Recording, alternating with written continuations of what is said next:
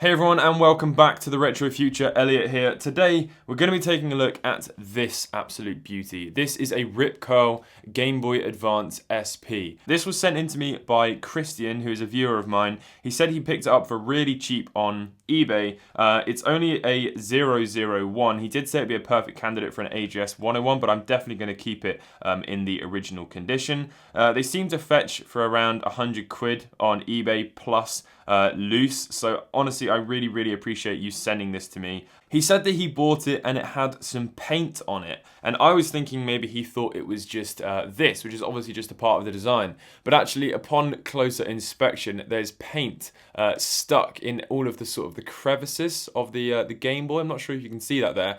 So we want to take that apart and clean that all off. It does look like this has been taken apart in the past. The screen is also really dirty, so we can do with just giving the whole thing a really nice clean. Let's get into it.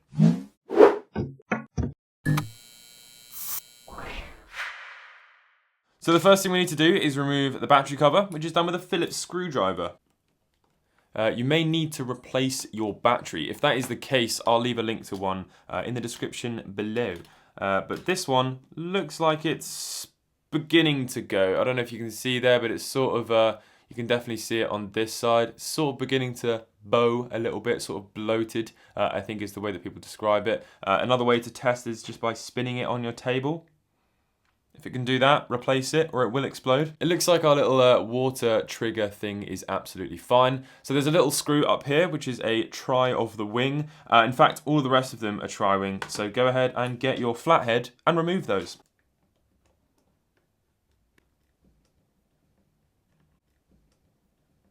You need to be really careful when removing these screws. They seem to be more delicate than other Game Boy screws. Also, there's two different types of tri-wing screws, two different sizes. This one here and this one here are smaller than the rest. So make sure you keep them separate, because if you put one of the bigger ones into here, it will push through and destroy the shell. And often you see people doing that. It's exactly the same with this as well. Sometimes you see on eBay shells with little white blobs. That is because they put the incorrect screw through there, and once you've done that, you've had it. Especially if it's, you know, you're reassembling your brand new mod and you're super excited about it, and then the final thing you do is push a screw through the shell. It's absolutely devastating. And obviously some shells are irreplaceable like this one, so you really need to be careful with that. Okay, so now we can lift off the back of the Game Boy, and just be really careful with the hinges of these L&R triggers, because they will sort of ping off. There's little springs holding them in. This doesn't look too bad, although I am actually going to take this apart more, because I don't know if you can see, but in there is the paint that we need to be removing. So yeah, I'm going to have to give this a really nice clean. So to remove these hinges, you've got a tiny little spring here. Just sort of hook it off and over, and then you can just lift the whole thing up. And it's best that you keep that spring in there, because otherwise if you lose it, again, you've had it. This trigger seems to be absolutely perfect condition, so I'm going to keep that exactly how it is over there, and then do the same with this one. So now we need to swap back to the Phillips screwdriver bit, because there are 3 Phillips screws on the motherboard that we need to remove. The one that we're going to start with is right here.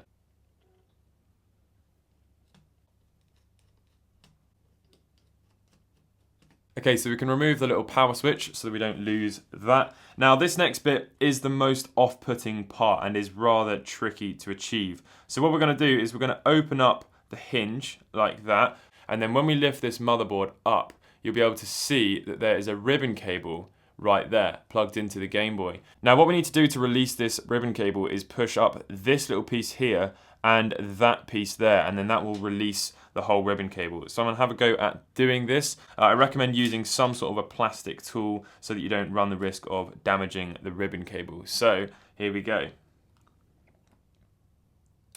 There we go. As for the motherboard, I'm going to keep that absolutely as it is. These Game Boys got, you know, a lot more advanced than the Game Boy Pocket and the Game Boy Color that we often look at on the channel. There's a really thick piece of fabric here that stops the dust going through, and then everything else is sort of sealed in with these membranes. They go over the side like that, so it's actually really rare to get a dirty Game Boy Advance SP motherboard. Obviously they're still liable to getting corrosion and stuff if the battery explodes inside the Game Boy or it gets water damaged, but it's actually usually going to be pretty mint condition. The only thing I will do at the very end is show you how to clean the cartridge connector so that you get a really nice read on all your games. Now we have a tiny little Phillips screw underneath the ribbon cable, so I'm going to go ahead and flap that back and undo this screw. Now this is the longest screw inside the Game Boy. It's absolutely vital that you don't put that anywhere else other than through that hinge part. Just to literally give you an example and show you, look at the difference in the size of screw there. If you push this one through any of these, you are done. That shell is goodbye. So the next thing is this little hinge piece will fall out. That's fine, we can set that to the side. There's no paint on that, so that's rather good. Now this is where things get really scary, because in order to proceed, we actually need to remove the screen, which I absolutely hate doing because you can damage the front of the shell really easily. So I'm going to take my time doing this. It's an absolute art to be able to remove these things without damaging anything on the shell. So all I can say is that you need to really take your time and make sure that you're not sort of levering any sort of strong object like a screwdriver into the shell, because it will just damage it immediately. But the reason why we need to do that is because once this back piece comes off, this little piece is obviously comes off with the back piece, and then we can get to the hinge and push that out, and that's what we need to do in order to clean it down there. So this is a bit of a tricky process. I really don't enjoy this at all, but here we go.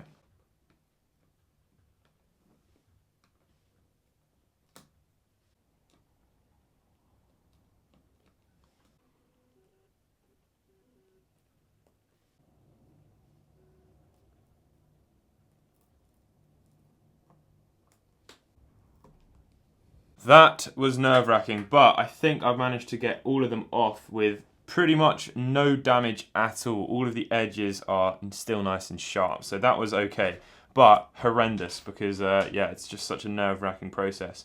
Okay, so grab your tri-wing bit again, and we're going to go around and remove all those screws.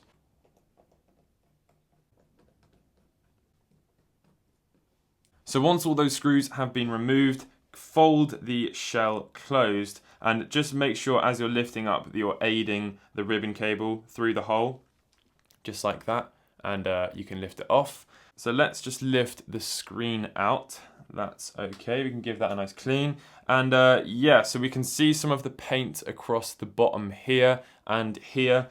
I use an iFixit toolkit because they're absolutely excellent and come with everything you need. Unfortunately, they're quite expensive, but they are really good. One of the tools included, I mean, you can buy all their tools individually, which I would probably recommend doing because you're not going to need all of these. You can just get some tri-wings, some flatheads, and some Phillips and whatnot, but this spudger is excellent for this. So what we're going to need to do is catch all of the clips on this hinge and then push it out. So I sort of just like roll it around and make sure that you're catching all of them. There we go. And then once you've gotten all those little flaps pushed in, you can just push the hinge out, which has to be done, if I remember correctly, when the whole shell is opened up. There we go, like that. And that is one perfectly fine removed hinge, and it's perfectly healthy and everything. And also there is a bit more paint on the edge of the hinge cover, so we can remove that now as well.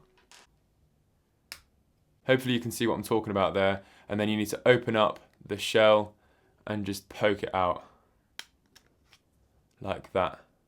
And there's your hinge removed. We can now hopefully see the full extent of the paint like that. Yeah, we can. Absolute perfect. So we've got all access to the paint there and also up here as well. So that is one fully disassembled, very rare Game Boy shell. So let's give it a clean. So I'm going to put the buttons in the sink and give them a scrub, but as for the rest of the shell, it's pretty clean, so I'm not going to do that.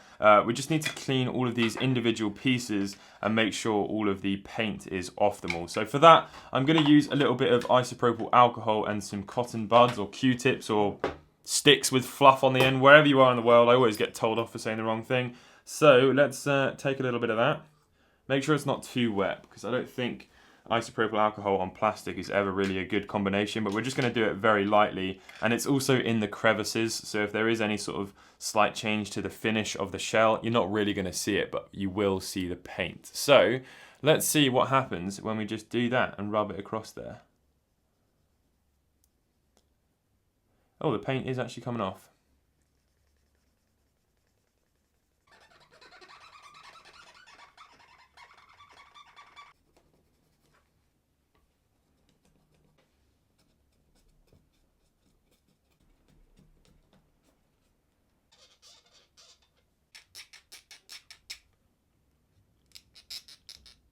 That is pretty much this top piece, all nice and clean again now. All of the paint has come off. The only thing left is a little bit of paint in the sort of accessory mount part, but for the most part, that bit is done. That's really good. Now we need to turn our attention to this piece. So you can see where all the extension ports and stuff go, and the charging port. There's a little bit of paint inside there. Not sure you can see that, probably not, but I'm going to clean that off as well.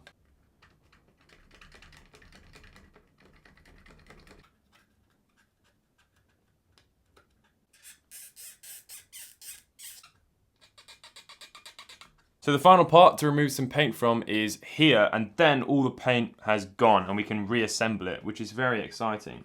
So let's just clean that off.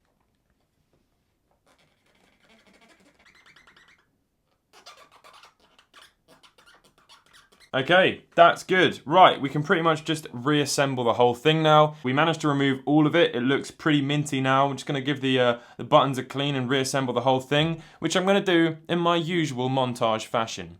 Roll the music.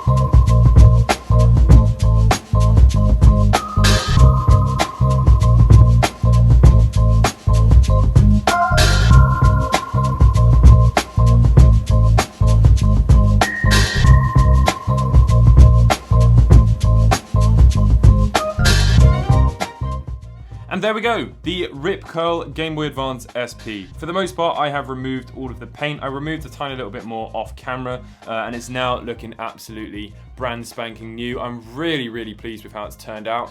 This thing was in really good condition anyway to begin with. You can always tell because there's not a lot of scratches on the bottom of it. There are, however, some scratches on the top, which is a little bit of a shame, but beggars can't be choosers, and this was a gift from Christian. So again, massive thank you to him. A few little factoids. It was estimated, according to console variations, that between 10,000 and 50,000 of them were made, which may seem like a massive number, but compared to how many Game Boy Advance SPs were actually sold, that's a very small amount. It says that it's only available in the Rip Curl stores, however also available at Toys R Us. So whether or not, I don't know, any of those are true, one of them must be. And yeah, released only in Australia, as indicated by the little AUS sticker on the bottom there of the back. So yeah, absolutely awesome. As promised, here is how to clean those cartridge pins. Now, it's really important that you do this to a game that isn't that expensive. I'm going to be using the EverDrive, and yeah, because otherwise you may damage it. It's unlikely, but just in case, use a cheap one. So yeah, I'm just going to take some isopropyl alcohol on a Q-tip, put it in there, move it along. Don't do too much to it because you want the isopropyl to sit there, and then you're just going to put the EverDrive or the cartridge in and out a few times, and then every single time when you turn that Game Boy on, it's going to be working perfectly well. So that's just a small little tip for you. It just cleans the pins.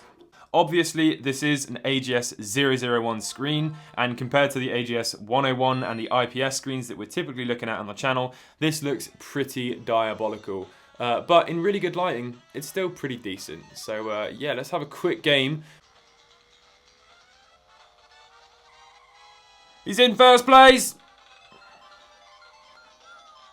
He's in second place! He finished fourth. I hope you guys have enjoyed this video. Please leave a thumbs up and comment. Let me know if you like the video, and I'll catch you all in the next one. Goodbye!